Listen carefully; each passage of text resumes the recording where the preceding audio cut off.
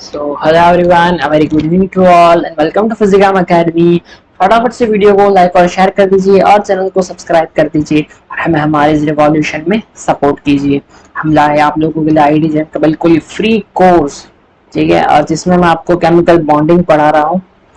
और chemical bonding हम काफी दिनों से पढ़े जा रहे हैं, जो बिल्कुल कंप्लीट होने को आया है। जो नॉन सब्सक्राइबर्स है वो प्लीज सब्सक्राइब कर दे चैनल को और जुड़ जाए हमारे इस रिवॉल्यूशन में। केमिकल बॉन्डिंग हम पढ़ रहे थे, आज लेक्चर नंबर 13 होने वाला है केमिकल बॉन्डिंग का, और काफी दिनों से पढ़ रहे हैं। ठीक है, तो आप बहुत अनकरीब केमिकल बॉन्डिंग जो है हम कंप्लीट कर देंगे।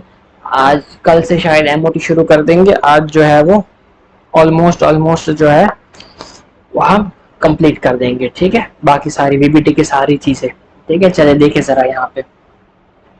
लास्ट क्लास में हमने टीबीपी, ट्राइगोनल बाई पिरामिडल का हमने कंप्लीट वो सारा फ्लेक्सजनलिटी और प्रेफरेंस सब कुछ पढ़ा था हमने। प्रेफरेंस मैं आपको फिर से यहाँ पे एक बार रिपीट कर देता हूँ। इसका प्रेफरेंस किस तरह से आएगा, इसमें प्रेफरेंस जो होता है ना पोजीशन का, इनमें कुछ इस तरह से आता है कि जो लोन पेयर होता है वो चाहता है कि जहां पे परसेंटेज एस कैरेक्टर ज्यादा हो वहां पे रहे। ठीक है, और जो लेस इलेक्ट्रोनेगेटिव होता है, ठीक है, जो लेस इलेक्ट्रोनेगेटिव होता है वो चाहता है कि जहां पे परसेंटेज एस कैरेक्टर ज्यादा हो वहां पे रहे। यानी कि जो इसके जो एक्सियल पोजीशन जो है और एक होते हैं इक्वेटोरियल पोजीशन।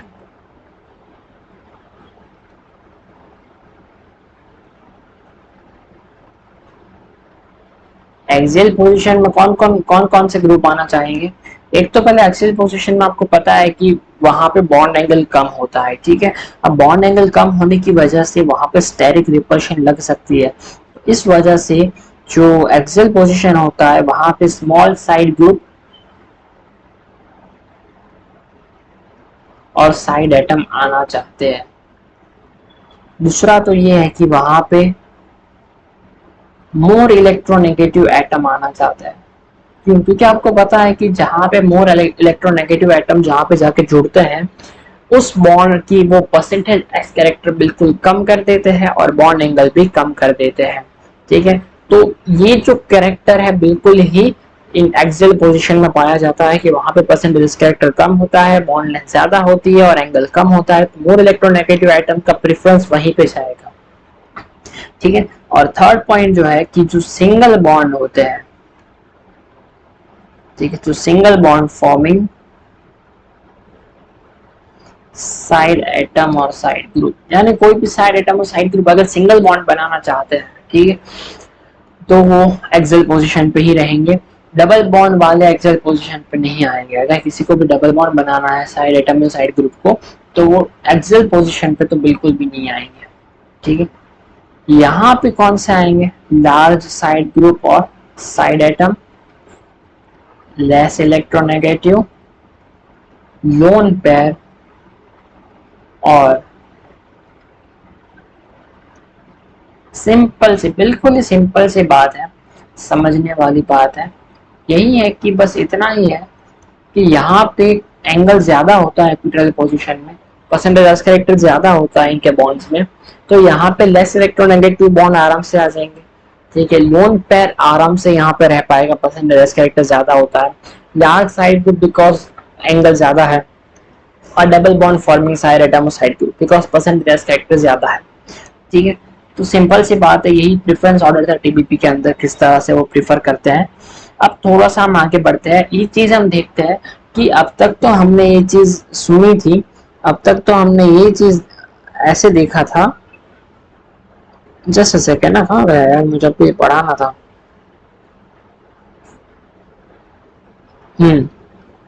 अब तक तो हमने क्या देखा था कि आइडियल मिक्सिंग जो होता है ना,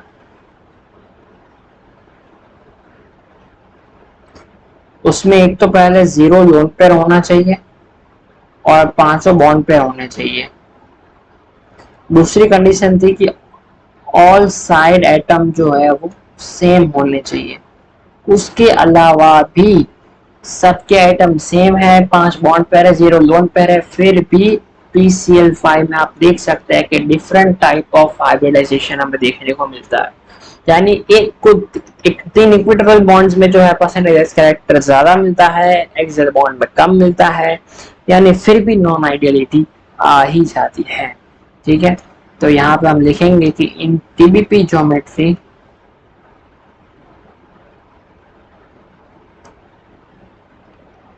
inherently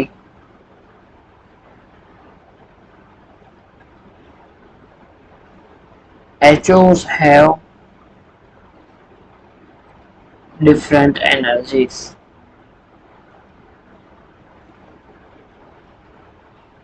ठीक है, कुछ भी तो नहीं कर सकते यहाँ पे। ठीक है, सिंपल सी बात थी, सीख लिया हमने, हो गया ओवर कंप्लीट। ठीक है, यहाँ पे TBP हमारा कंप्लीट होता है। अब हम जाते हैं कोऑर्डिनेशन नंबर 6 की ओर। बहुत ही इंटरेस्टिंग सा रहने वाला है कोऑर्डिनेशन नंबर 6, और आपको मजा भी काफी आएगा ये पढ़ने में। ठीक है, कोऑर्डिनेशन नंबर 6 और 7, 8 और 9 तक हम पढ़ने वाले हैं।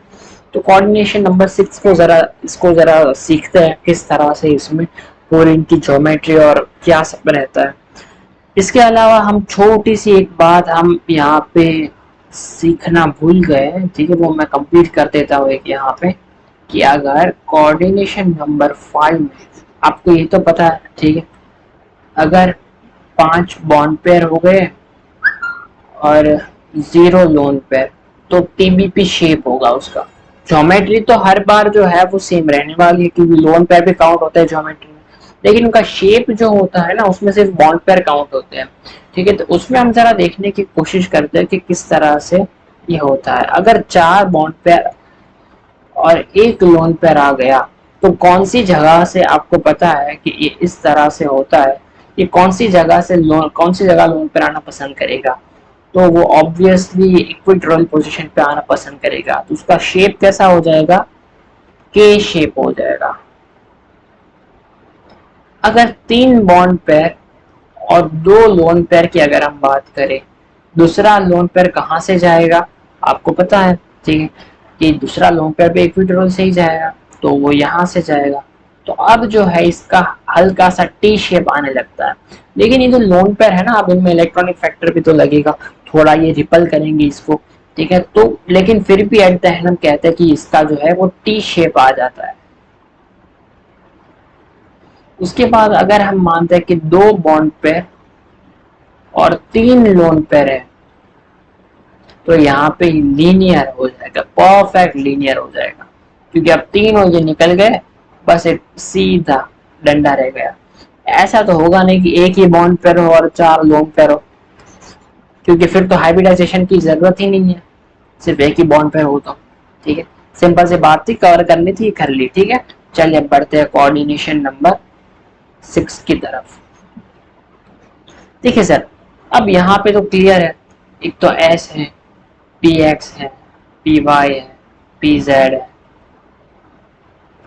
अभी और 2 ऑर्बिटल्स लेंगे तो वो तो एक्सियली आएंगे, हम सबको पता है। जिसमें चर्चा हो रही, जिसमें वो लड़ रहे थे एक दूसरे से, अब तो वो लड़ाई खत्म हो गई, दोनों ही अलोंग द एक्सिस वाले ऑर्बिटल्स इसमें शामिल हो जाएंगे आसानी से।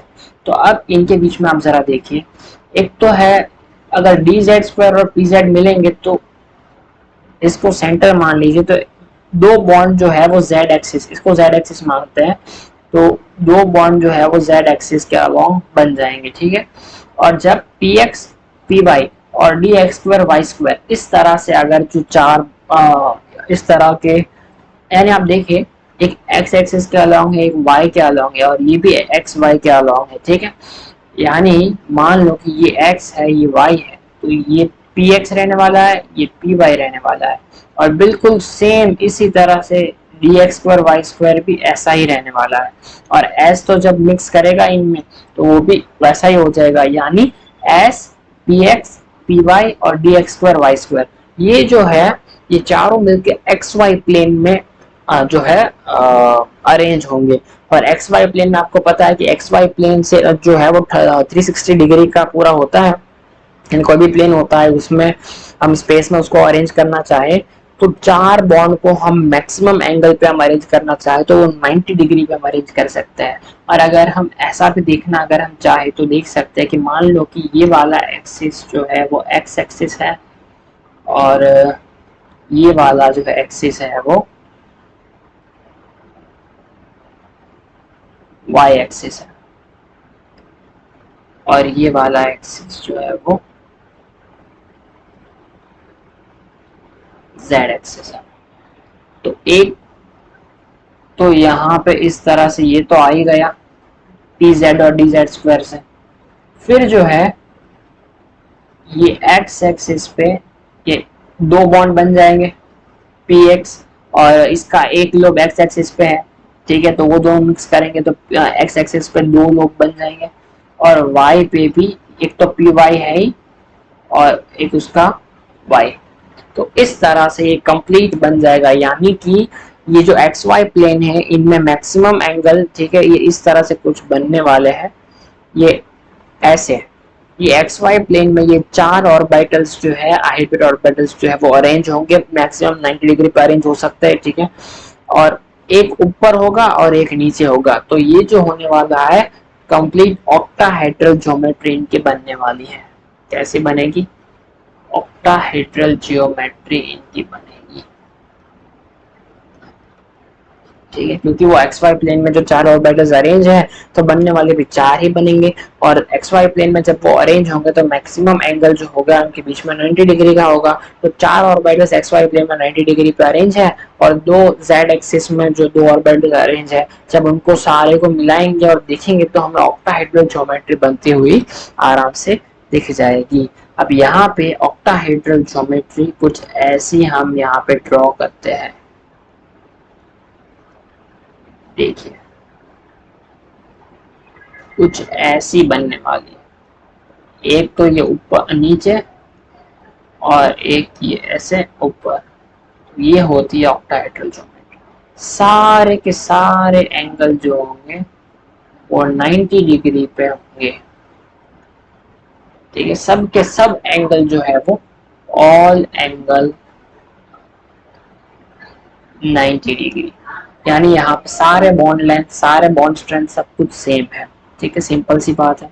अगर हमें यहाँ से अगर निकालना चाहे अगर हम यहाँ से एक लोन पर हम डालना चाहे इसमें, तो कोई भी जगह पे कोई भी पोजीशन पे हम लोन पर डाल सकते हैं, कोई भी इनमें डिफरेंस है ही नहीं, ठीक है। तो सिंपल से आराम से हम इसमें लोन पर जो है वो कोई भी पोजीशन पे हम डाल सकते हैं।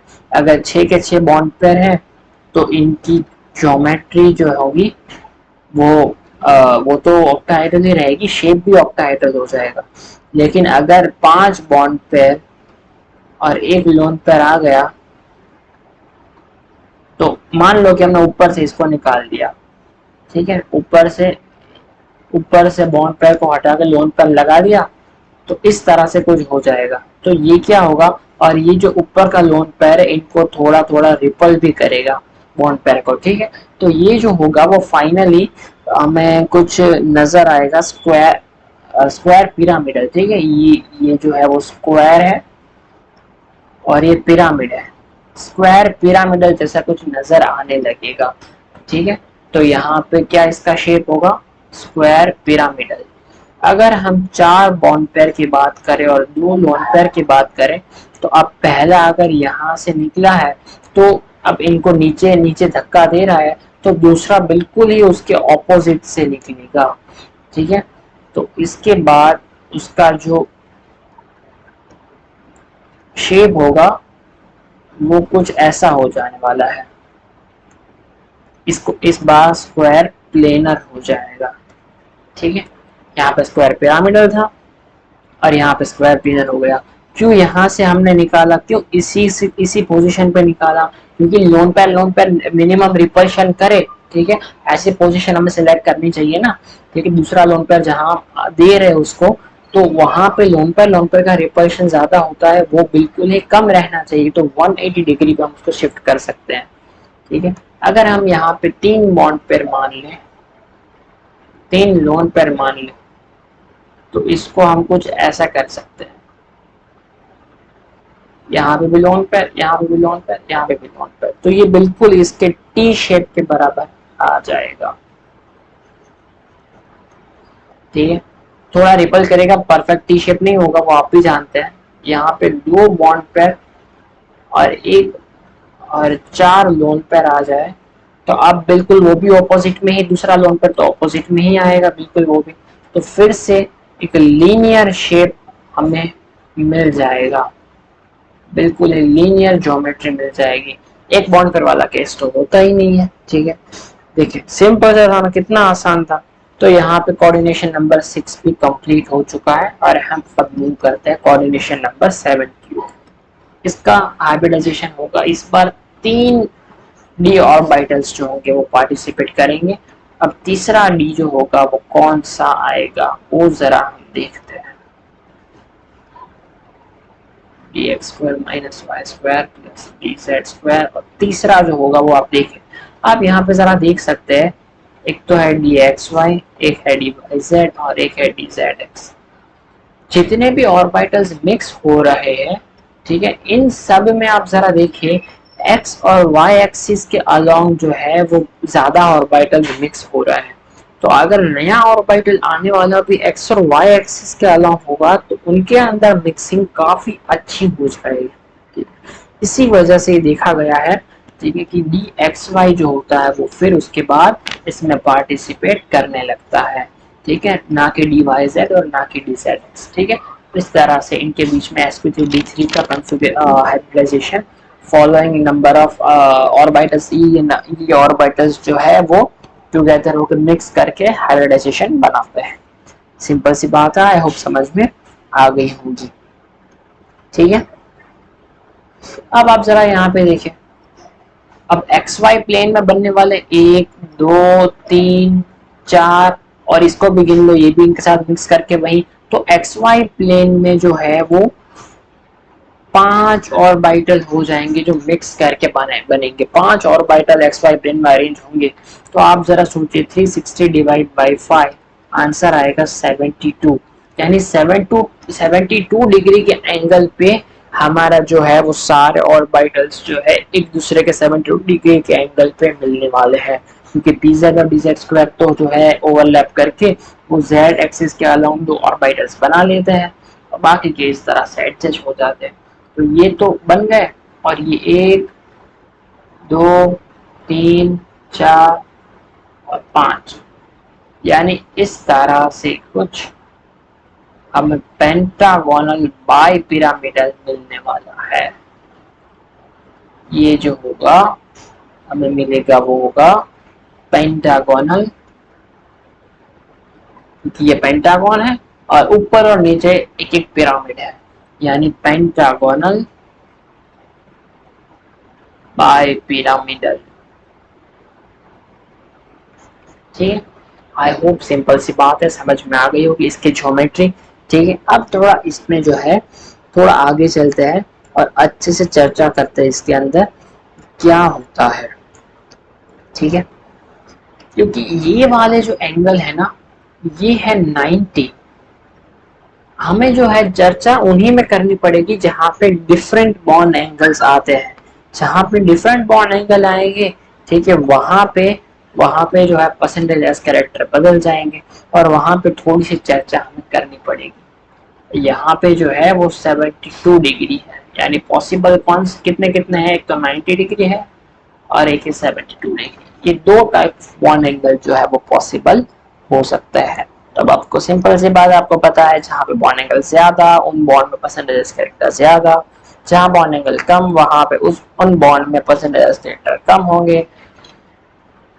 ठीक है, सिंपल है। अगले स्लाइड में मैं आपको स्ट्रक्चर थोड़ा अच्छे से ड्रॉ करके समझाता हूँ। अगर हम 7 बॉन्ड पेयर की बात करते हैं, उसमें से पहले हम ना ये 5 बॉन्ड पेयर की बात कर लेते हैं सबसे पहले। अच्छा, जो भी एटम एक्सियल पोजीशन पे आने की चाहत रखता है ना, उसको एक्सियल पोजीशन को ना एपिकल पोजीशन भी बोलते हैं। ठीक है, मैं आपको एक क्वेश्चन पूछूंगा, एपिकल या फिर एक्सियल पोजीशन। ठीक है, एक्सियल पोजीशन पे आने की चाहत को एपिकोफिलिसिटी बोलते हैं। क्या बोलते हैं? एपिकोफिलिसिटी बोलते हैं। एक्सियल पोजीशन या फिर एपिकल पोजीशन पे आने की चाहत को एपिकोफिलिसिटी बोलते हैं। कौन चाहत रखेगा? जो मोर इलेक्ट्रोनेगेटिव होगा। लेकिन ये बोलना सही नहीं है। वाई? बिकॉज इसका रीजन ये है कि एक्चुअली ना ये डिसाइड किस पे होता है। हम अगर टीबीपी में देखने जाए तो टीबीपी में ना जो एक्सियल पोजीशन जो होती है, ठीक है, वहां पे परसेंटेज एस कैरेक्टर कंपैरेटिवली कम होते हैं। तो यहाँ पे more electronegative atom axial position पे आएंगे। लेकिन अगर हम पीबीपी की बात करते हैं यानी पेंटागोनल बाइपिरामिडल, पेंटागोनल बाइपिरामिडल यानी कि पीडीपी की बात करें अगर हम, तो यहाँ पे आप जरा देखें,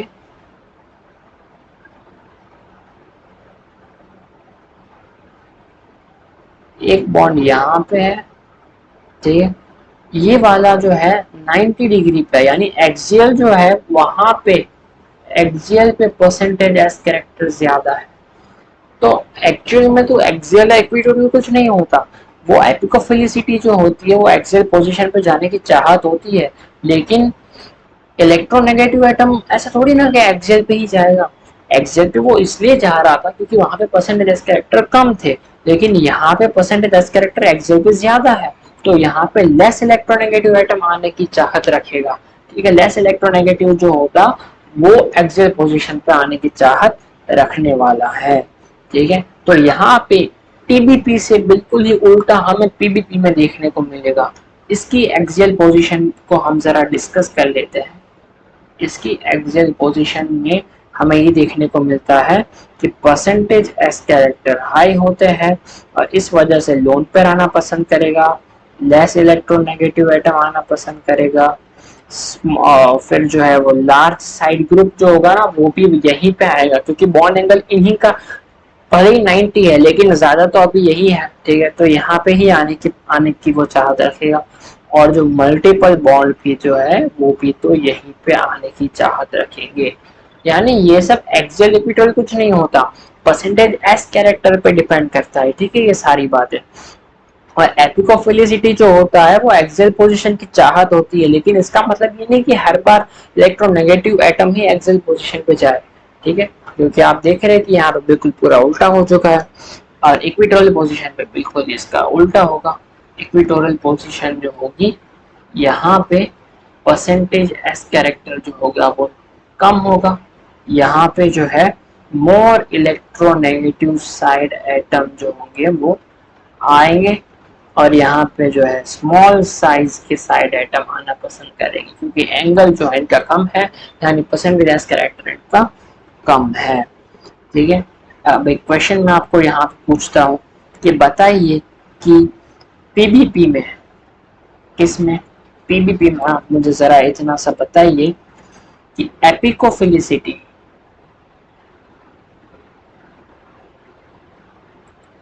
एपिकोफिलिसिटी ज्यादा किसकी होगी? A option fluorine, B option oxygen, C option CH3, D option nitrogen. अब जरा आप सोच के मुझे बताइए कि इसमें किसकी एपिकोफिलिसिटी जो होगी वो ज्यादा होने वाली है। जरा ध्यान से सोचिएगा और फिर मुझे बताइए इसकी एपिकोफिलिसिटी इसमें ज्यादा होगी। ठीक है, बहुत ही आसान सा क्वेश्चन है, जरा सोच समझ के ध्यान से बताइए। चलिए मैं आपको समझा दूं ये क्वेश्चन। ठीक है, बहुत ही आसान है।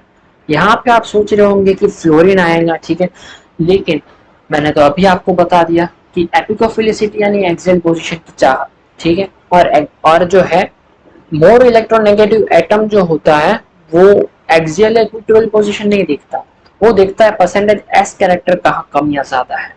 ठीक है, तो एपिकोफिलिसिटी यानी एक्सियल पोजीशन पे आने की चाहत, तो एक्सियल पोजीशन पे इस बार क्या है, परसेंटेज एस कैरेक्टर ज्यादा है, तो मोर इलेक्ट्रोनेगेटिव एटम तो आने की चाहत नहीं ही रखेगा। ठीक है, तो अब जरा देखिए, एक तो बचा ऑक्सीजन, एक बचा CH3, एक बचा नाइट्रोजन। तो एक तो CH3 आ सकता है, ठीक है, एक तो आ सकता है CH3, ठीक है, और एक आ सकता है ऑक्सीजन। वाई ऑक्सीजन आप सोच रहे हो, क्योंकि मैंने आपको जरा ध्यान से सोचिए, आप मैंने आपको ये चीज बताई थी कि एक तो है कि मल्टीपल बॉन्ड वाला आ सकता है, ठीक है, मल्टीपल बॉन्ड वाला, यानी यहाँ पे आंसर होगा ऑक्सीजन, ठीक है, क्योंकि यहाँ पे परसेंटेज कैरेक्टर ज्यादा है एक्सेल पोजीशन पे, और ऑक्सीजन जो होता है वो मल्टीपल बॉन्ड की टेंडेंसी रखता है। ये जो क्वेश्चन था वो कोई कॉम्पिटिटिव एग्जाम में आया था, मुझे ध्यान नहीं आ रहा, ठीक है, लेकिन यहाँ पे ऑक्सीजन जो है मल्टीपल बॉन्ड की टेंडेंसी रखता है, इसलिए वो एक्सेल पोजीशन पे जाना पसंद करेगा कि वहां पे परसेंटेज कैरेक्टर ज्यादा है, ठीक है, सिंपल सी बात है, आई होप समझ में आ गया होगा। अब जरा देखते हैं अगली, एक छोटा सा क्वेश्चन यहाँ से आ सकता है, तो उसका मैं फॉर्मूला आपको यहाँ पे लिखा देता हूँ। Total number of bond angle in an geometry. मुझे यहाँ पे आप जरा बताइए कि अगर मैं आपको पूछ लूं स्टेरिक नंबर 5 में टीडीपी स्ट्रक्चर में बताइए कि नंबर ऑफ बॉन्ड एंगल कितने होंगे, ठीक है, तो ऐसा नहीं है पॉसिबल बॉन्ड है। आप सोचोगे कि यार पीडीपी में तो एक तो 120 डिग्री है और एक तो 90 डिग्री, ऐसे नहीं है भाई, ऐसे बॉन्ड एंगल की बात नहीं कर रहे वो, ठीक है, total number of bond angle in geometry पूछा है, ठीक है, ये एक, ये दो, ये तीन, ये चार, ठीक है, बन गया।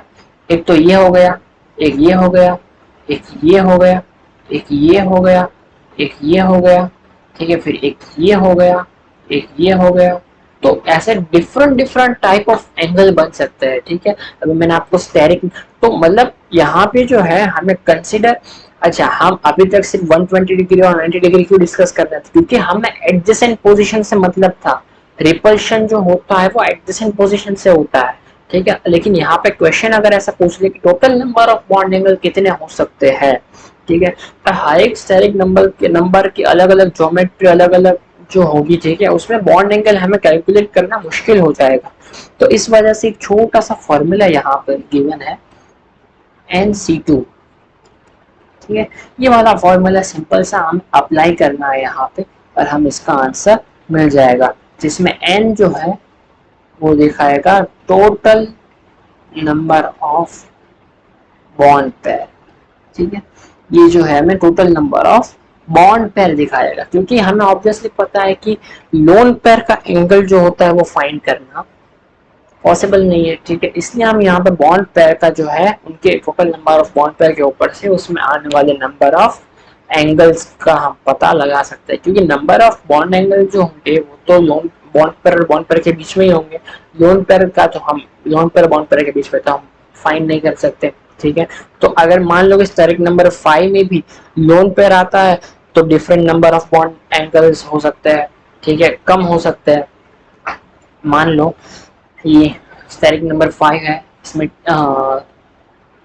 5 बॉन्ड पेयर की बात कर रहे हैं तो कुछ और नंबर ऑफ बॉन्ड एंगल आएंगे, ठीक है, अगर हम 4 बॉन्ड पेयर कर दे तो बॉन्ड एंगल भी कम हो जाएंगे, फिर 3 बॉन्ड पेयर कर दे तो बॉन्ड एंगल और कम हो जाएंगे, यानी कि हम ऐसा नहीं है कि सिर्फ स्टेरिक नंबर को याद रख के bond number of bond angle possible वो हम याद कर सकते हैं, ठीक है, ऐसा नहीं है, इसके लिए हम फॉर्मूला ये जो है सिंपल सी यूज कर सकते हैं, सिंपल सी बात है, ठीक है, बस आप थोड़ा सा सोचें, समझ में आ गया होगा आपके।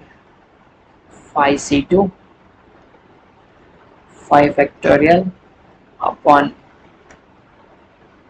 2 factorial upon 5 minus 2 factorial, ये 5 है, ठीक है, तो 5 इंटू 4 इंटू 3 फैक्टोरियल, यहाँ पे 2 इंटू 3 फैक्टोरियल, 3 फैक्टोरियल 3 फैक्टोरियल का 2 1 से 2 से 5 2 से, यानी 10 तरह के बॉन्ड एंगल यहाँ पे पॉसिबल हो सकते हैं। इसमें बहुत बड़ी लंबी कोई बात है नहीं, ठीक है, आप आराम से सॉल्व कर सकते हैं, मैं आपको बता दूं। चलिए bond angle in PBP geometry बताइए, अगर bond angle in PBP geometry total number of bond angle, ठीक है, total number of bond angle in PBP geometry तो कितने होते हैं, 7C2 आएगा, 7 factorial upon 2 factorial into 7 minus 2 factorial equals to 7 into 6 into 5 factorial upon 2 into 5 factorial. Simple सी बात है, तो बहुत बेसिक चीज़ है। 21 type of bond angle, 21 number of bond angle यहाँ पे हमें देखने को मिल सकते हैं। अब बहुत दिलचस्प बात हम यहाँ पे शुरू करने वाले हैं। यहाँ पे जरा आप ध्यान से देखिएगा। अगर हम स्टेरिक नंबर 7 की बात करें, 6 bond pair plus 1 lone pair, ठीक है, यहाँ पे क्या होने वाला है जरा देखिए। According to VSEPR, according to VSEPR, lone pair bond pair का जो रिपल्शन होता है, ठीक है, ये क्या ट्राई करता है कि बॉन्ड एंगल जो हो वो मैक्सिमम हो पाए। ठीक है, जरा ध्यान से इसको सुनिएगा और देखिएगा। यहाँ पे लोन पेयर बॉन्ड पेयर का जो रिपल्शन होता है वो क्या चाहता है कि बॉन्ड एंगल जो हो वो मैक्सिमम हो पाए, इंक्रीज हो पाए। तो यहाँ पे आप जरा सोचिए कि अगर मैं यहाँ पे, अगर इसका कुछ ऐसा ज्योमेट्री है, ठीक है, अगर ये 5 एंगल इस तरह से 72 डिग्री पे अरेंज है, 5 बॉन्ड जो है वो 72 डिग्री के एंगल पे अरेंज है, लोन पेयर आना चाहेगा तो वो कहाँ आएगा, जरा सोचिए। आप इसको जरा सोचने की कोशिश कीजिए कि लोन पेयर अगर आएगा तो ऑब्वियसली एक तो ये 2 एक्सियल पोजीशन है, उसमें से एक एक्सियल पोजीशन पे लोन पेयर आना चाहेगा और एक तो ये रहेगी ही। तो आप जरा इसको ध्यान से आप सोचने की कोशिश कीजिए कि क्या ये लोन पेयर और बॉन्ड पेयर के बीच में 90 डिग्री का एंगल है ना।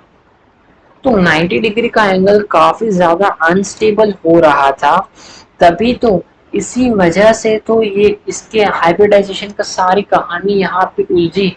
हाइब्रिडाइजेशन की हमें जरूरत क्यों पड़, क्योंकि 90 डिग्री, फिर तो PX PY PZ भी तो 90 डिग्री पे बॉन्ड बना लेते, ठीक है। लेकिन यहाँ पे जैसे ही एक लोन पेयर आ रहा है उसको हम मैक्सिमम एंगल पे हम अरेंज कर रहे हैं 9, लेकिन फिर भी वो मैक्सिमम एंगल जो है वो बस 90 डिग्री पे आके रुक रहा है, ठीक है। इससे ज्यादा इसको हम एंगल नहीं दे पा रहे हैं, ठीक है। तो आप जरा इसको ध्यान से समझिए और सोचिए कि क्या ये 90 डिग्री पे स्टेबल हो पाएगा। नहीं, स्टेबल नहीं हो पाएगा और ये रिपल्शन करने लगेगा। रिपल्शन करके आप जरा यहाँ पे देखिए अभी क्या करने वाला है। यहाँ पे बॉन्ड पेयर कितने हो जाएंगे, 6 बॉन्ड पेयर हो जाने वाले हैं। यहाँ पे ये लोन पेयर क्या करेगा पता है, ये जो +1 लोन पेयर है, ये lone pair pure S orbital में मूव कर जाएगा, क्योंकि यहाँ का जो रिपल्शन इतना से आता है वो सह नहीं पाएगा और वो अपने आप को प्योर S ऑर्बिटल में अपने आप को सेटल कर देगा। प्योर S ऑर्बिटल में वो चले जाने की वजह से अब जो बचे 6 बॉन्ड पेयर वो मैक्सिमम कैसे अरेंज हो सकते हैं, तो मैक्सिमम बॉन्ड पेयर जो है वो इस तरह से वो ऑक्टाहेड्रल ज्योमेट्री में अरेंज हो सकते हैं। तो ये केस जो होता है वो देखा जाता है, ठीक है। लेकिन ये कब होता है, यहाँ पे कुछ केस है, हम इन सब केस को पढ़ लेते हैं एक सेकेंड ना। इन सभी केस को जरा हम डिस्कस कर लेते हैं, जरा पढ़ लेते हैं। इन सभी केस को हम पढ़ लेते हैं, ठीक है। केस नंबर 1 है, अगर स्टेरिक रिपल्शन जो होगा वो डोमिनेट करेगा इलेक्ट्रॉनिक रिपल्शन। अगर केस 1 में बोल देता हूँ, ठीक है, ये किसका केस है, 6 बॉन्ड पेयर और एक लोन पेयर अगर आ गया, ठीक है, तो यहाँ पे कौन कौन से तरह के 3 केस हमें देखने को मिल रहा है, ठीक है। किस किस तरह के 3 केस यहाँ पे होंगे। एक तो ये होगा कि स्टेरिक रिपल्शन जो है ना वो डोमिनेट कर जाएगा। अगर स्टेरिक रिपल्शन डोमिनेट कर गया तो यहाँ पे आप ये आप समझ सकते हैं। एक जस्ट सेकेंड, क्या हो रहा है, सिंपल सी बात है यार। आराम से समझो, ठीक है। मैं आपको समझाता हूँ बहुत आराम से, बहुत इजी केस है, ठीक है। ये केस नंबर 1 है। स्टेरिक रिपल्शन जो होगा वो डोमिनेट कर जाएगा कब, यानी कि यहाँ पे जो बॉन्ड पेयर्स जो है जिस एटम साइड एटम से ग्रुप से जुड़े हुए हैं, ठीक है, वो काफी ज्यादा ना रिपल कर रहे हैं, ठीक है। यहाँ पे एक तो ये इस तरह से ये ज्योमेट्री बना रहा है, ठीक है। ये पेंटागोनल बाइपिरामिडल ऐसी ज्योमेट्री कुछ ये बनाने की कोशिश कर रहा है।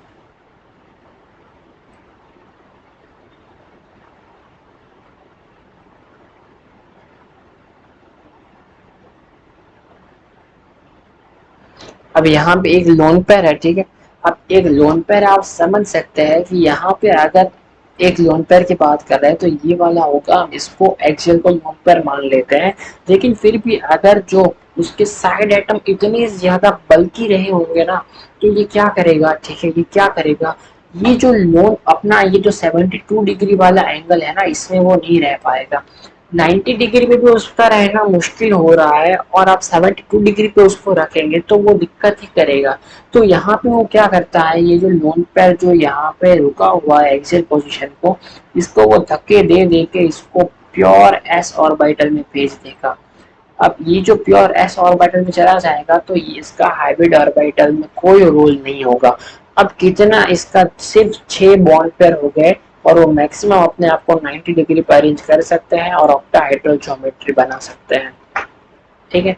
सिंपल सी बात है। अगर स्टेरिक रिपल्शन डोमिनेट करेगा तो ये जो प्योर है, जो ये लोन पेयर है, ये प्योर एस ऑर्बिटल में चला जाएगा और वो जो है कोई इसका रिपल्शन तो वो करेगा, लेकिन नेट रिपल्शन जो है ना, net repulsion will be equals to 0। क्योंकि अगर ये कुछ ऐसा बना रहा है, अब प्योर एस में चला जाएगा तो इसका स्फेरिकल होगा, यानी सभी बॉन्ड पेयर को वो, सभी जो बॉन्ड पेयर है इसके, वो सभी बॉन्ड पेयर को वो इक्वली रिपल करेगा, ठीक है। वो स्फेरिकली जो है पूरा इसका इलेक्ट्रॉन डेंसिटी फैला हुआ है और अपने आसपास के सभी इलेक्ट्रॉन सॉरी बॉन्ड पेयर को वो इक्वल रिपल करेगा और इक्वल रिपल्शन की वजह से, ठीक है, कोई भी उनके एंगल में फर्क पड़ने वाला नहीं है, यानी नेट रिपल्शन 0 है। यानी इसकी स्टीरियो से कोई लेना देना नहीं है। इनको बोल सकते हैं कि stereo chemically inactive lone pair. ये लोन पेयर जो है वो स्टीरियो केमिकली इनएक्टिव है क्योंकि ये जो है अब ज्योमेट्री में पार्टिसिपेट नहीं कर रहे हैं, ठीक है। अगर ऐसा कोई लोन पेयर है जो ज्योमेट्री में पार्टिसिपेट नहीं कर रहे हैं, उनका कोई भी इफेक्ट जो है वो वेस्पर के हिसाब से उनका कोई भी इफेक्ट या रिपल्शन उनका बॉन्ड पेयर पे नहीं लग रहा, अब वो stereo chemically inactive lone pair हो चुके हैं, ठीक है। और वो जो है प्योर एस ऑर्बिटल में रहे हैं। अब जरा इसको जरा आगे देखते हैं, आगे इसको समझने की कोशिश करते हैं। ये केस नंबर 1 कब होगा, सेंट्रल एटम की कंपैरिजन में। अगर साइड एटम या साइड ग्रुप जो है, ठीक है, साइड एटम या साइड ग्रुप जो है उसका साइज अगर बहुत ज्यादा बड़ा है, ठीक है, तब ये चीज हमें इसमें देखने को मिल सकती है, ठीक है। अब जरा अगली स्लाइड, और यहाँ पे अब क्या होगा पता है, ये किस तरह का हाइब्रिडाइजेशन था, sp3d3 था, लोन पेयर निकल के एस में चला गया, यानी एस अब जो है हाइब्रिडाइजेशन में पार्टिसिपेट नहीं कर रहा। अब बिल्कुल 6 बॉन्ड पेयर है जो हाइब्रिडाइजेशन दिखा रहे हैं और उनकी वजह से हाइब्रिड ऑर्बिटल्स बन रहे हैं। तो एस निकल जाएगा, बचेंगे कितने, p3d3। p3d3 मिलके ऑक्टाहेड्रल ज्योमेट्री बना रहे हैं। इसका समझ में आ गया, बहुत ही सिंपल सा क्लियर और इजी कंसेप्ट है, ठीक है। तो इस ऐसे मॉलिक्यूल्स का हाइब्रिडाइजेशन क्या होगा, ऐसे मॉलिक्यूल का हाइब्रिडाइजेशन p3d3 होगा जिनका ज्योमेट्री ऑक्टाहेड्रल होने वाला है, ठीक है। आई होप समझ में आ गया होगा। अब जरा देखते हैं केस नंबर 2 देखते हैं यहाँ पे, ठीक है। अब केस नंबर 2 की बातें करते हैं।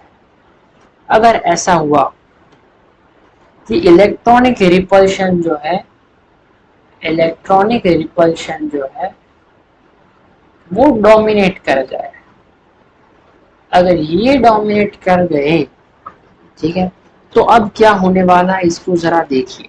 ये कब होगा कि जब सेंट्रल एटम ना काफी बड़ा है, सेंट्रल एटम जो होगा वो साइड एटम से काफी बड़ा होगा, तो अब स्टेरिक की तो कोई टेंशन है नहीं, स्टेरिक जो है वो थोड़ा थोड़ा लग रहा है लेकिन उसकी वजह से कोई ज्यादा फर्क नहीं पड़ेगा, क्योंकि अब स्टेरिक रिपल्शन को देखने में यहाँ पे नहीं आएगा।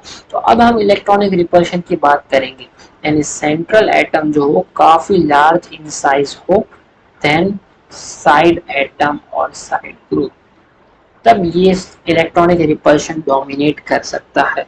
तो यहाँ पे क्या चीज होती हुई आपको दिखेगी, इसको जरा आप ध्यान से समझिएगा, ठीक है। मैं यहाँ आपको समझाता हूँ। यहाँ पे क्या होगा कि लोन पेयर, देखिए यहाँ पे ये एक बॉन्ड है, ये एक बॉन्ड है, ये एक बॉन्ड है, ये एक बॉन्ड है और ये एक बॉन्ड, ये हो गया दोनों एक्सियल, ठीक है। इस तरह से कुछ रहने वाला है, इसको हम मान लेते हैं लोन पेयर। तो लोन पेयर अब क्या करेगा, लोन पेयर ऊपर है और पांचों जो बॉन्ड एंगल है वो नीचे है। लोन पेयर बॉन्ड पेयर को जो होगा वो रिपल करेगा। देखिए ये 5 बॉन्ड पेयर और ये लोन पेयर ऊपर है, लोन पेयर जो होगा, लोन पेयर होगा वो इन पांचों बॉन्ड पेयर को रिपल करेगा, और रिपल्शन की वजह से ये पांचों बॉन्ड पेयर जो होंगे वो एंगल इस तरह से उनका 90 डिग्री से, यहाँ पे इनका एंगल जो है वो जो 90 डिग्री था वो 90 डिग्री से भी कम हो जाएगा। इनका एंगल 90 डिग्री से भी कम होता हुआ हमें दिखेगा, ठीक है। आई होप आपको ये बात सारी समझ में आ गई होगी। सिंपल सी बात है, इसका एक एग्जांपल है, मैं आपको यहाँ पे जरा मेंशन करके दिखाता हूँ। इसका एक एग्जांपल यहाँ पे गिवन है, मैं आपको ये समझा रहा हूँ। इसका एग्जांपल क्या है, एग्जांपल है XeO F5, या फिर यहाँ पे माइनस IO F5 2 माइनस। ये जो है देखिए सेंट्रल एटम कितना बड़ा है, साइड एटम कितने छोटे छोटे हैं, सेंट्रल एटम बड़ा है, साइड एटम छोटे छोटे है, और यहाँ पे अगर एक लोन पेयर आता है, ठीक है, तो इस तरह से उनका बिहेवियर रहता है, ठीक है। आई होप सारी ये बातें आपको समझ में आ गई होंगी, ठीक है। चलिए अब जरा देखते हैं आगे की बात, केस नंबर 3 को देखते हैं। केस नंबर 3 ना इम्पोर्टेंट होने वाला है, इसको जरा ध्यान से आप लोग समझिएगा। यहाँ पे क्या कहता है पता है, इलेक्ट्रॉनिक एंड स्टैटिक रिपल्शन जो है ना, बोथ कोएग्जिस्ट। अब जरा देखिए यहाँ पे क्या होने वाला है, अगर सेंट्रल एटम जेनॉन रहा होगा और साइड एटम फ्लोरीन और ऑक्सीजन, तो यहाँ पे आपको पता है कि पेंटागोनल बाइपिरामिडल और लोन पेयर कंप्लीटली एक्टिव होगा, ठीक है। यहाँ पे क्या होने वाला है, लोन पेयर जो होगा वो कंप्लीटली एक्टिव होने वाला है। IF6 माइनस को जरा आप देख ले कि यहाँ पे सेंट्रल एटम I माइनस है, यहाँ पे भी सेम चीज होगी, लेकिन अगर हम इसकी बात कुछ ऐसे कर ले, XeF6 जेनॉन जो है वो जेनॉन के साथ 6 फ्लोरीन अटैच करते हैं, ठीक है। यहाँ पे सेंट्रल एटम क्या है, जेनॉन है, साइड एटम क्या है, फ्लोरीन है। इनका स्टेरिक नंबर जो होगा वो 7 रहने वाला है, 6 बॉन्ड पेयर, एक लोन पेयर,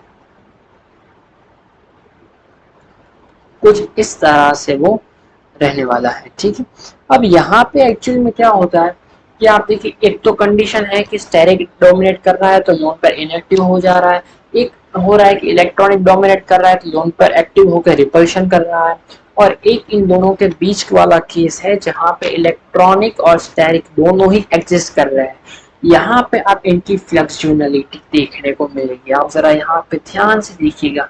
यहाँ पे असल में क्या होता है कि ये जो मान लो जेनॉन है, ये फ्लोरीन, ये फ्लोरीन, फ्लोरीन, ये फ्लोरीन, ये फ्लोरीन, ये फ्लोरीन। लोन पेयर जो होता है ना वो क्या करता है, ये आप देख सकते हैं कि यहाँ पे ये जो है ना, ये परपेंडिकुलर है और ये एक प्लेन में है, ठीक है। तो यहाँ पे एक ट्रायंगुलर बनता हुआ आपको नजर आएगा। अगर यहाँ से अगर लोन पेयर अगर निकलेगा ना, यहाँ पे क्या होता है कि लोन पेयर जो होता है ना, वो कभी कभी एक्टिव हो जाता है, कभी कभी इनएक्टिव रहता है। जब दोनों ही एग्जिस्ट करते हैं ना, स्टेरिक और इलेक्ट्रॉनिक दोनों एग्जिस्ट करते हैं ना, तो यहाँ पे लोन पेयर खुद कंफ्यूज हो जाता है। वो कभी कभी एक्टिवली बिहेव कर जाता है और रिपल कर देता है, और कभी कभी वो इनएक्टिव बिहेव कर लेता है और वो कम्प्लीटली ऑक्टाहेड्रल बन जाता है। तो यहाँ पे क्या होता है, कभी कभी ना lone pair different different type of direction में वो आ जाता है। लोन पेयर अभी मान लो कि बिल्कुल इनएक्टिव था, अब वो ये वाला ट्राइंगल है ना, यहाँ से बीच में से अब वो एक्टिव होगा, क्योंकि यहाँ पे आप सोचे जरा, ठीक है, यहाँ पे कम्प्लीटली ऑक्टाहेड्रल इसका ज्योमेट्री है। अब लोन पर आएगा तो वो यहाँ से कहीं थोड़ा सा आएगा तो वो एक्टिव बिहेव करेगा और दूसरे सबको जो है वो रिपल कर करके थोड़ा थोड़ा दूर कर देगा, वापस से इनएक्टिव चला जा रहा है, ठीक है। तो यहाँ पे आप जरा देखिए कि यहाँ से वो आएगा और इन सबको रिपल कर करके मार मार के थोड़ा थोड़ा इनको रिपल कर करके इनके बीच में जो है दूर दूर कर देगा इनको, इनके बीच में रिपल्शन को थोड़ा बढ़ा देगा। और इसका इसका जो शेप बनेगा ना, वो कुछ शेप कैप्ड ऑक्टाहेड्रल होने वाला है। कैप्ड ऑक्टाहेड्रल इसलिए होता है क्योंकि ये लोन पेयर जब यहाँ से निकलता है तो जो 3 फ्लोरीन एटम्स थे, ठीक है, इनके बीच में जो है इस तरह से जो थे, इस तरह से जो 3 फ्लोरीन एटम्स थे, ठीक है। अब यहाँ से अगर निकलता है लोन पेयर तो इनके बीच में, इन तीनों के बीच में रिपल्शन बढ़ जाता है और ये और थोड़े से फैल जाते हैं, ठीक है। और कुछ ऐसा नजर आता है, कुछ ऐसा नजर आता है कि यहाँ पे लोन पेयर बाबा आ गए हैं और ये जो है बिल्कुल ही इन पे आके जैसे कि लोन पर आके बैठ गया है, और ये जो सारे के सारे बॉन्ड जो है अलग अलग जो जो जितने भी बॉन्ड है वो जैसे पिचक गए हैं। तो इस वजह से इसको कैप्ड ऑक्टाहेड्रल भी बोला जाता है। फिर वो वापस से इनएक्टिव हो जाएगा, वापस से वो जो है वो इनएक्टिव हो जाएगा इस तरह से। और फिर वापस से ये जो फिर यहाँ पे भी आप देख रहे हैं कि यहाँ पे भी ट्राइंगल बन रहा है। फिर वो लोन पेयर यहाँ से निकलेगा, यहाँ से एक्टिव होगा, ठीक है, फिर वो एक्टिव होगा यहाँ से। और आप जरा देखें, फिर वापस से ये रिपल करने लगेगा, ठीक है, इनके बीच में ये वापस से रिपल करने लगेगा, ठीक है। फिर वापस से इनएक्टिव हो जाएगा, ठीक है। फिर वापस से कहीं और से निकलेगा, यानी वो जो 6 साइड है, वो 6 की 6 साइड से वो कहीं से भी जो है लोड पर निकल निकल के रिपल्शन कर रहा है, फिर वापस से इनएक्टिव हो जा रहा है। फिर वापस से वो जो 3 फ्लोरीन एटम जो होते हैं ना, ट्राइंगल बनाते हैं, ठीक है, एक दो इस तरह से होते हैं और एक नीचे होता है, तो जो ट्राइंगल बनाते हैं उन तीनों के बीच में आके निकलता है। तो इस वजह से तीनों के तीनों रिपल कर जाते हैं और दूर दूर हो जाते हैं, ठीक है। तो ये जो चीज होती है ना, लोन पर जैसे ही कहीं से भी वो जो ट्राइंगल वाला शेप होता है, वो पूरे के पूरे ऑक्टाहेड्रल में सभी फ्लोरीन के बीच में दिखा जाता है। तो बारी बारी से सबकी जगह पे वो जाके रिपल्शन वो करता है, सब जगह जाके वो अपना मुंह घुसेड़ता है, ठीक है। ये आप कह सकते हैं कि अपनी टांग अड़ाता है सब में। और इस वजह से कभी कभी तो वो एक्टिव बिहेव करता है, कभी कभी वो इनएक्टिव बिहेव करता है, और इसको डिस्टॉर्टेड ऑक्टाहेड्रल भी बोला जाता है, ठीक है। आई होप ये सिंपल सी और बहुत ही क्लियर वाली बात आपको समझ में आ गई होंगी, ठीक है, ठीक है। समझ में आ गया, ये सारी कहानियां समझ में आ गई। फॉर एग्जाम्पल अगर मैं यहाँ पे बात करूँ, TeCl6-2,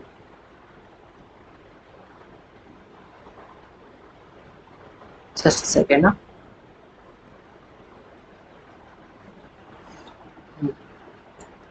हाँ, इसको जरा यहाँ पे देखिए आप।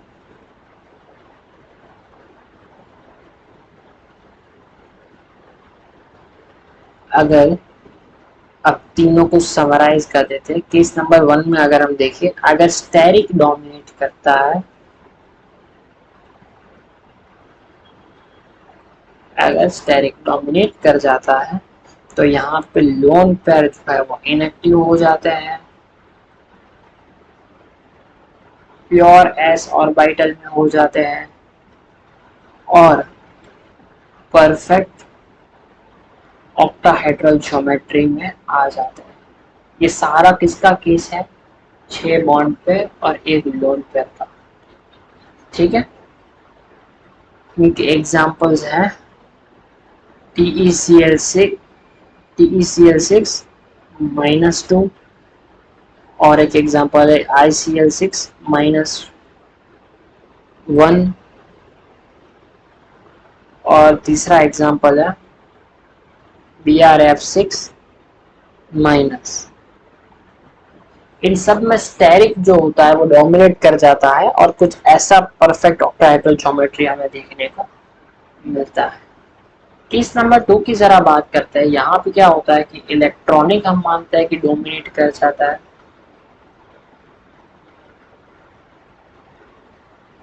लोन पेयर एक्टिव हो जाते हैं और जो इनका जो होता है वो ज्योमेट्री पेंटागोनल बाइपिरामिडल ज्योमेट्री बन जाता है, लेकिन उनमें थोड़ा रिपल्शन होने लगता है। ठीक है, इस वजह से उनका एंगल 90 डिग्री से भी थोड़ा कम हो जाता है। ये हमें देखने को मिलता है XeOF5 माइनस IOF5 -2 में। यहाँ पे क्या होता है, सेंट्रल एटम बड़ा होना चाहिए, साइड एटम छोटा होना चाहिए। और केस नंबर 3, दोनों के बीच का इंटरमीडिएट वाला केस, इसमें क्या है, steric is equivalent to electronic हो जाता है। ठीक है, जरा इसको देखिए, यहाँ पे कौन सी ज्योमेट्री होती है, sp3d3 होती है, यहाँ भी sp3d3 होती है, लेकिन यहाँ पे p3d3 होती है। यहाँ पे कैप्ड ऑक्टाहेड्रल और डिस्टॉर्टेड ऑक्टाहेड्रल ज्योमेट्री हमें देखने को मिल जाती है। लोन पेयर जो होते हैं ना यहाँ पे, वो पार्शियली एक्टिव बोल सकते हैं उनको। ठीक है, क्योंकि अब जो है लोन पेयर जो है वो सब, ऐसा नहीं है कि सिर्फ और सिर्फ, ऐसा नहीं है कि सिर्फ और सिर्फ इन्हीं के बीच में, सिर्फ और सिर्फ इन्हीं के बीच में निकले, वो इनके भी बीच में निकलता है, इनके भी बीच में निकलता है, इनके भी बीच में निकलता है, सबके बीच में निकलता है। यानी कि सबके जो बॉन्ड एंगल जो होते हैं, वो बॉन्ड स्ट्रेंथ जो होती है उन पे इक्वली फर्क पड़ता है और इक्वली फर्क पड़ने की वजह से सबके सब बॉन्ड एंगल, सबके सब बॉन्ड स्ट्रेंथ जो होती है वो इक्वल हो जाती है और उनका ओवरऑल ज्योमेट्री जो होता है वो डिस्टॉर्टेड नजर आता है। ठीक है, और जो लोन पेयर होते हैं वो पार्शियली एक्टिव होते हैं, इस वजह से डिस्टॉर्टेड ऑक्टाहेड्रल हमें दिखता है, वरना तो कंप्लीटली ऑक्टाहेड्रल हमें दिखता। ठीक है, आई होप ये सारी बातें आपको समझ में आ, आ गई होंगी। बहुत ही सिंपल सी चीज थी, ठीक है, बहुत आराम से हमने ये सारी चीज को कवर कर लिया, सीख लिया। अब थोड़ा सा इसकी फ्लक्सोनियलिटी के बारे में पढ़ते हैं, बस कंप्लीट होने को आया है टॉपिक। ठीक है, बस देखिए जरा इसको ध्यान से सुनिए।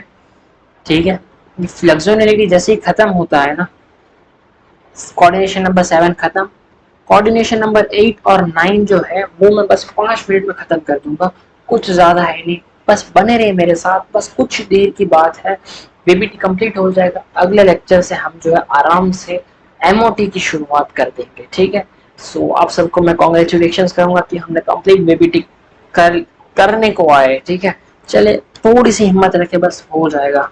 आई नो मुश्किल है, ठीक है, लेकिन आप सोचिए यार जरा, आप किस चीज की तैयारी कर रहे हैं?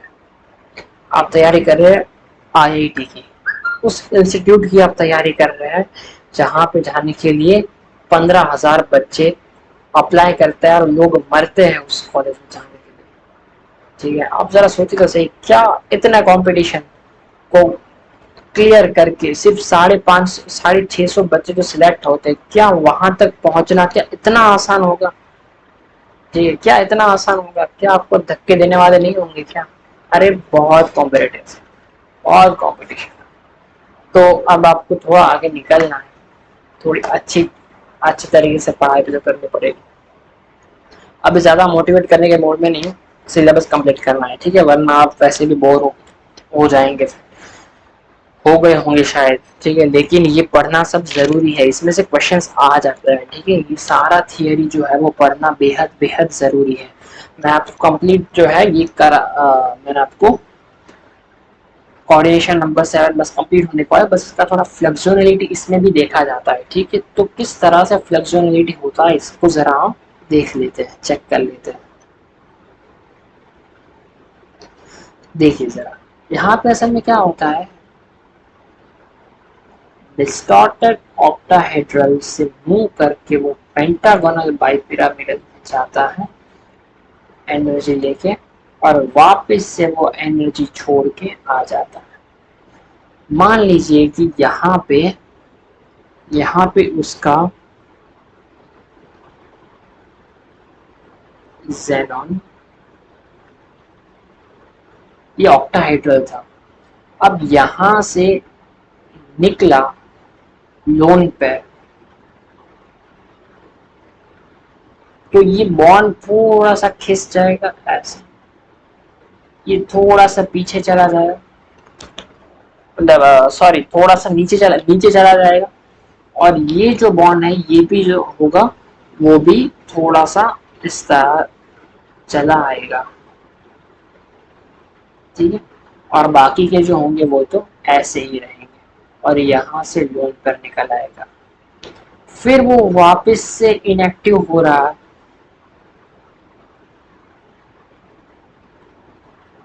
ठीक, और फिर वापस से वो जो है वो यहाँ से निकल रहा है।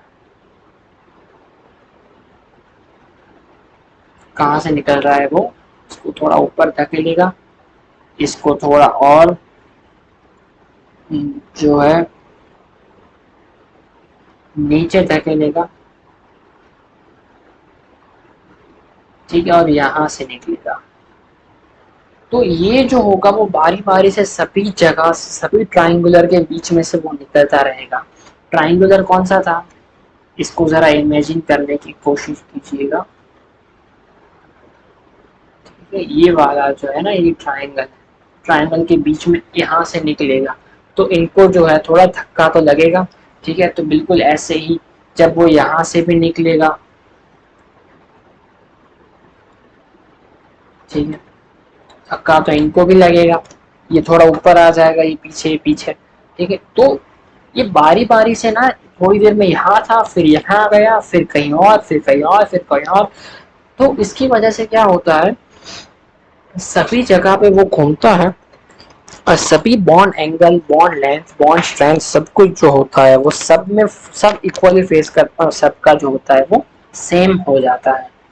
और अब जरा इसको ध्यान से देखिएगा, यहाँ पे क्या होगा असल में, अब जब वो यहाँ से यहाँ मूव किया, जब वो यहाँ से यहाँ मूव किया, आप ये देख सकते हैं कि इसको ना यहाँ से यहाँ मूव करने में ये कहीं ना कहीं तो यहाँ पे बीच में रहा होगा। ठीक है, ये एक सेकंड में आपको ड्रॉ करके दिखाता हूँ, सही से आपको समझ में आए ना इस तरह। जस्ट सेकंड, मुझे एक 2-5 सेकंड मुझे दीजिए, मैं आपको अच्छे से ड्रॉ करके मैं आपको समझाता हूँ। ये यहाँ था, फिर यहाँ, फिर यहाँ, यहाँ, यहाँ, यहाँ, यहाँ से वो मूव किया यहाँ पे। सॉरी ये, हाँ मैं सोचूं यार कुछ तो गलती क्या हो रही है, ये लोन पर यहाँ पे नहीं आता, सॉरी, ये लोन पर ना एग्जैक्टली इनके बीच में आता है ना, बीच में, तो इस वजह से इस वजह से ना इनका कुछ ऐसा दिखने लगता है, ये ऐसे ऊपर थोड़ा झुक जाता है और ये लोन पर यहाँ आ जाता है। ठीक है, तो जब वो यहाँ से आके यहाँ इस ट्राइंगल में गया, तो इस ट्राइंगल में जैसे ही वो गया तो इनके बीच में क्या आपको नहीं लगता कि एक ट्रांजिशन स्टेट ऐसी भी बनी होगी जो बहुत ही ज्यादा शॉर्ट लिव्ड हुई होगी, कि वो ऐसे एग्जिस्ट करेगा इनके बीच में। ये दो बॉन्ड पेयर के, वो यहाँ से निकला और यहाँ पे गया, इनके बीच में वो या इस स्टेट में आया होगा। इन दोनों स्टेज के बीच में कुछ ऐसी स्टेट बनी हुई होगी।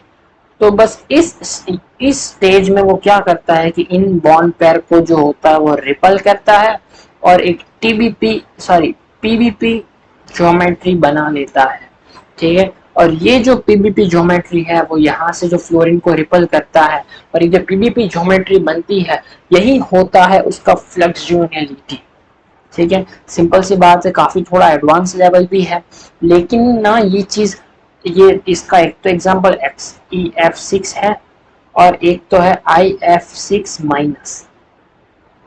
ठीक है, अगर शायद नेट गेट या कहीं पे भी आपको एक क्वेश्चन पूछ ले तो XeF6 है, IF6- है, जिनमें स्टेरिक और इलेक्ट्रॉनिक ये दोनों रिपल्शन जो है ऑलमोस्ट इक्वल हो जाते हैं, तब इनमें इस तरह से फ्लेक्सिबिलिटी देखने को मिलती है कि वो यहाँ से भी निकलता है, यहाँ से भी निकलता है। ठीक है, इन दोनों में तो ये ऑक्टाहेड्रल ज्योमेट्री है, लेकिन दो डिस्टॉर्टेड ऑक्टाहेड्रल ज्योमेट्री के बीच में, एक से दूसरे में मूव करने के बीच में, जब वो पेंटागोनल बाई पिरामिडल वाली ज्योमेट्री वो बनाता है, ठीक है, वो थोड़ी सी एनर्जी लेता है एनवायरनमेंट से और इस स्टेज में आता है। ठीक है, और यहाँ पे वो अनस्टेबल होता है, तो वो वहां पे, तो वो यहाँ पे मूव कर जाता है। ठीक है, यानी यहाँ पे उसका बॉन्ड लोन पेयर था। ठीक है, यहाँ पे लोन पेयर की एक्टिव जब लोन पेयर एक्टिव है, डिस्टॉर्टेड ऑक्टाहेड्रल की बात करें। ठीक है, जब लोन पेयर एक्टिव है, यहाँ पे उसकी बात कर रहे हैं कि यहाँ पे क्या होता है, जब ये लोन पेयर जो है वो इस वाली स्टेज से मूव करके दूसरे डिस्टॉर्टेड ऑक्टाहेड्रल वाले स्टेज में जब वो जाएगा, ठीक है, यहाँ पे है, यहाँ से जब वो यहाँ जाएगा तो बीच में ये वाला, यहाँ पे लोन पेयर यहाँ से गुजरता है, यानी यहाँ पे वो एनर्जी लेता है। एनर्जी जब वो लेता है तो वो मूव कर जाता है, यहाँ से यहाँ मूव करता है, इस वाले स्टेज में मूव करता है, लेकिन यहाँ पे उसको पता लगता है कि यार मैं एनर्जी लेके यहाँ पे लोन पर रख के रिपल तो करने लगा, लेकिन बॉन्ड पेयर और बॉन्ड पेयर के बीच में इतना रिपल्शन बढ़ गया कि उसकी एनर्जी बढ़ गई, और एनर्जी वो फिर से रिलीज करने के बाद, वापस से एनर्जी रिलीज करने के बाद वो लोन पेयर जो है वो यहाँ पे मूव कर जाता है। सिंपल सी ऐसी फ्लेक्सोनियलिटी इसमें देखी जाती है। आई होप ये कंसेप्ट आपका क्लियर हो गया होगा। यहाँ से निकलता है, ये वाली स्टेज में आता है एनर्जी लेके, वापिस से एनर्जी छोड़ के यहाँ आ जाता है, फिर यहाँ से यहाँ आता है, यहाँ से यहाँ, यहाँ से घूमता ही रहता है, और इसकी ओवरऑल ज्योमेट्री जो होती है वो डिस्टॉर्टेड ऑक्टाहेड्रल देखी जाती है। ये जो लोन पेयर होता है वो कम्प्लीटली एक्टिव नहीं होता, ये पार्शियली एक्टिव होता है। ठीक है, इस तरह से हमारा कोऑर्डिनेशन नंबर 7 भी कंप्लीट होता है। आई होप आपको सारी बातें जो है वो समझ में आ गई होंगी। ठीक है, यहाँ पे हमारा स्टेरिक नंबर 7 जो है वो कंप्लीट होता है। अगर ये पेंटागोनल बाई पिरामिडल जो है, एक लोन पेयर अगर ऊपर आता है तो ये सब मगजमारी शुरू हो जाती है। ठीक है, ये सब मगजमारी जो है वो इसकी शुरू हो जाती है। लेकिन अगर हम यहाँ पे जो है वो स्टेरिक वाली बातें आना शुरू हो जाती, जस्ट अ सेकेंड ना, मुझे बस 1-2 मिनट दीजिएगा। हाँ, मैंने जैसे कि बताया, यहाँ पे वो बहुत, ये वाला जो होता है बहुत ही शॉर्ट लिव्ड होता है और हाईली अनस्टेबल होता है। ठीक है, इसको जरा ध्यान रखिएगा। और चलिए अब बढ़ते हैं हमारे, अच्छा ये वाली पोजीशन कौन सी है पता है ना, इक्वेटोरियल पोजीशन है। ठीक है, इक्वेटोरियल पोजीशन पे वो आता है, वापिस से वो चला जाता है। और आपको पता ही है कि जहाँ पे फ्लेक्सोनलिटी होती है वहां पे उनके बॉन्ड स्ट्रेंथ और बॉन्ड लेंथ वो सब इक्वल होता है, मैंने आपको बता चुका हूँ। ठीक है, अब चलिए थोड़ा आगे बढ़ते हैं इसमें इसमें एक स्टेप थोड़ा और आगे बढ़ते हैं। जब दो लोन पेयर आ जाए, जब दो लोन पेयर और 5 बॉन्ड पेयर आ जाए, ठीक है, इलेक्ट्रॉनिक रिपल्शन की बात कर रहे हैं। ठीक है, इस दो लोन पेयर अगर आ जाए तो यहाँ पे इलेक्ट्रॉनिक रिपल्शन जो होता है ना वो स्टेरिक पे भी डोमिनेट कर जाता है। इसको जरा ध्यान रखिएगा और इसको जरा एकदम कंसंट्रेशन के साथ जरा कंसंट्रेशन आप बनाए रखिएगा और इसको जरा ध्यान से देखिए। अगर दो लोन पेयर आ जाते हैं और 5 बॉन्ड पेयर होते हैं तो 5 जो इक्वेटोरियल पोजीशन पे बॉन्ड पेयर प्लेनर में अरेंज है 72 डिग्री पे वो ऐसे ही रहते हैं। बस एक लोन पेयर जो ऊपर लगा हुआ था उसके बिल्कुल ऑपोजिट में मिनिमम लोन पेयर रिपल्शन की वजह से वो उसको नीचे एक लोन पेयर भेज देते हैं। ठीक है, एक लोन पेयर जब नीचे भी आ जाता है, जब एक लोन पेयर नीचे भी भेज देते हैं तब दोनों लोन पेयर जो होते हैं वो इन पांचों बॉन्ड पेयर को इक्वली रिपल्शन करते हैं। इस वजह से इनका जो स्ट्रक्चर आता है वो शेप आता है वो होता है पेंटागोनल प्लेनर। ऐसा कुछ शेप इनका हमें देखने को मिल जाता है। ठीक है, और अगर 3 लोन पेयर और 4 बॉन्ड पेयर की अगर हम बात करें एग्जिस्ट ही नहीं करता। स्टेरिक इलेक्ट्रॉनिक दोनों अपने बहुत ही हाई रिपल्शन पे पहुंच जाते हैं, ऐसे मॉलिक्यूल्स एग्जिस्ट ही नहीं करते। ठीक है, आई होप ये सारी बातें आपको समझ में आ गया होगा, अभी तक का सारा कंसेप्ट क्लियर होगा। स्टेरिक नंबर 8 की चर्चा कर लेते हैं, sp3d4 की बात कर लेते हैं। अब जो होगा नेक्स्ट ऑर्बिटल कैसा, हमें पता ही है कि अगला ऑर्बिटल जो होने वाला है, ठीक है, अगला ऑर्बिटल जो होने वाला है वो कौन सा पार्टिसिपेट करेगा। हमें यहाँ तक तो पता है S P X P Y P Z D X square Y square D Z square D X Y. अब वाई जेड और जेड एक्स दो तरह के बचे हुए हैं। ठीक है, अब जब दो तरह के बचे हुए हैं, यार ये क्या हो रहा है, देखिए जब डी वाई जेड पार्टिसिपेट करेगा, एक एग्जांपल है इसका CrO8। ठीक है, जब D Y Z orbital participate करेगा, दो तरह की ज्योमेट्री पॉसिबल है। जब वाई जेड पार्टिसिपेट करेगा यहाँ पे तो कुछ ऐसी ज्योमेट्री बनने वाली है।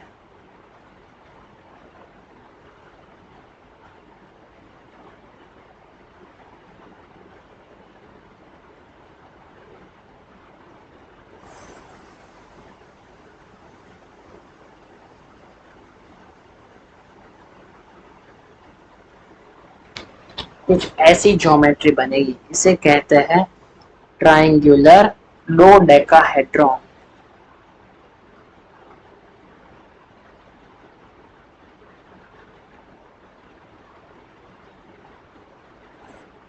ठीक है, और अगर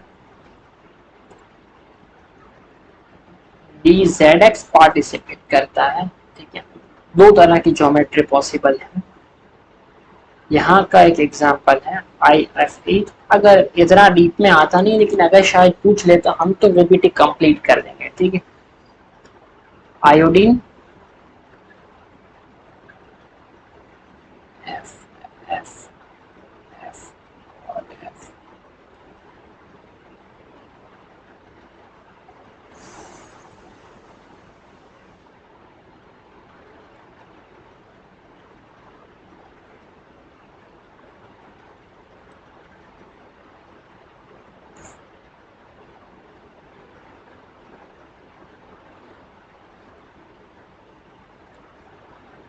इसमें गलती मत करना। देखिए ये ऐसे है और ये जो है ना ये ऐसे है, एंटी प्रिज्मेटिक बोलते हैं इसको, स्क्वायर एंटी प्रिज्मेटिक। हल्के में मत लीजिएगा, अगर पूछ लिया गया तो सब मर जाएंगे।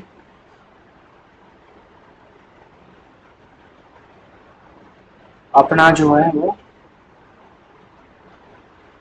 हमारा क्वेश्चन गलत नहीं होना चाहिए। अगर क्वेश्चन इसमें से पूछ भी ले तो हमें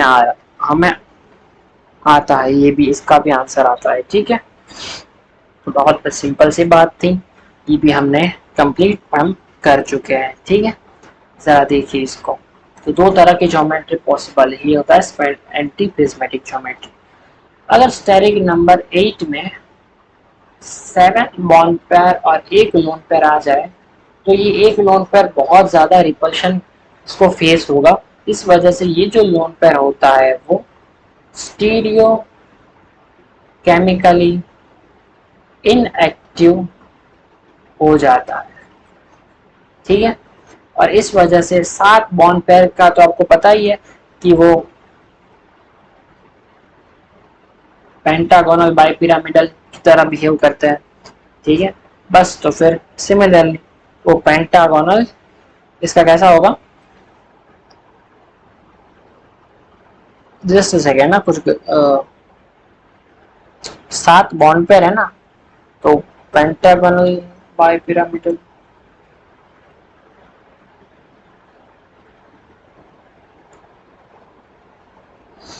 यहाँ पे एक चीज एक और है, देखिए जरा यहाँ पे आपको समझाता हूँ। यहाँ पे क्या होता है कि 7 बॉन्ड पेयर है और एक लोन पेयर है, तो ये लोन पेयर जो होता है ना वो तो इनएक्टिव ही चला जाता है। ठीक है, वो तो स्टीरियोकेमिकली इनएक्टिव हो जाता है। इसका एक एग्जांपल है XeF7 माइनस। ठीक है, इसका जो शेप होता है, इसका जो ज्योमेट्री होती है ना वो डिस्टॉर्टेड ऑक्टाहेड्रल होती है। ठीक है, तो आप सोचोगे डिस्टॉर्टेड ऑक्टाहेड्रल कैसे। ठीक है, वहां पे आपने देखा था कि XeF6 था और एक लोन पेयर था। ठीक है, और ये लोन पेयर जो था वो जा रहा था उसमें, क्या बोलते हैं इसको, ये लोन पेयर की वजह से ऑक्टाहेड्रल, परफेक्ट ऑक्टाहेड्रल में डिस्टॉर्शन आ रहा था। वो लोन पेयर जो था वो मूव कर रहा था बार बार, यहाँ से वहां, वहां से यहाँ, यहाँ से वहां। ठीक है, तो इसी तरह से यहाँ पे क्या है कि लोन पेयर को तुमने पहले ही यहाँ पे रिजेक्ट ही कर दिया, स्टीरियोकेमिकल इनएक्टिव बना दिया, बचा है XeF7 नेगेटिव चार्ज। ये लोन पेयर वाला जो है वो इनएक्टिव है। ठीक है, XeF7, इसमें से XeF6 जो होगा वो ऑक्टाहेड्रल बना लेगा, लेकिन एक और F जो होता है ना, इस बार ये लोन पेयर का काम ये एक बॉन्ड पेयर करने वाला है। ठीक है, इस बार जो है वो distortion is due to bond pair. Last case में लोन पेयर डिस्टॉर्शन कर रहा था, यहाँ पे इस बार जो है वो बॉन्ड पेयर डिस्टॉर्शन करने वाला है। इस बार डिस्टॉर्शन किसकी वजह से होगा, बॉन्ड पेयर की वजह से डिस्टॉर्शन होगा। देखिए, क्योंकि इसमें जो है वो